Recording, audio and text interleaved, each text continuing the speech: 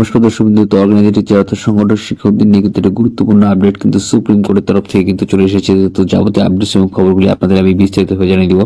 তো আপনারা দেখতে পাচ্ছেন যে অনস্ক্রিনে যে কেসটি চলছে সেই কেসটি কিন্তু একটা গুরুত্বপূর্ণ শুনানি কিন্তু একটি ডেট কিন্তু পাওয়া গেছে এবং সেখান থেকে সেই তথ্যটি আপনাদের আমি বিস্তারিতভাবে দেখিয়ে দিচ্ছি।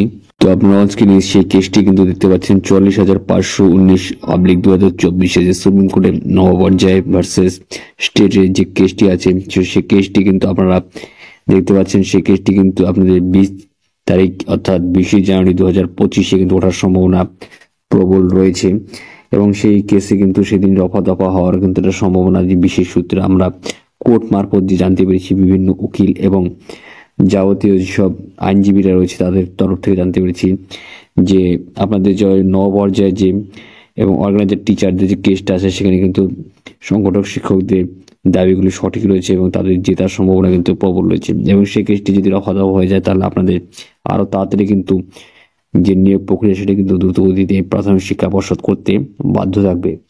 তো আপনাদের জন্য খুব শীঘ্রই সুখবর আসছে। সুপ্রিম কোর্ট থেকে যাবতীয় আপডেটসগুলি যখনই পেয়ে যাবো আপনাদের আমি কিন্তু সবার আগে ভিডিওর মাধ্যমে জানিয়ে দিব। তো আশা করছি আজকে ভিডিও আপনাদের ভালো লাগবে। লাইক করবেন, আপনাদের বন্ধুদের অবশ্যই শেয়ার করুন, চ্যানেল সাবস্ক্রাইব করে নেবেন, পাশে বেল আইকনটা অবশ্যই প্রেস করে দিচ্ছি। জয় হিন্দ, বন্দে মাতরম। ধন্যবাদ ভিডিওটি দেখার জন্য।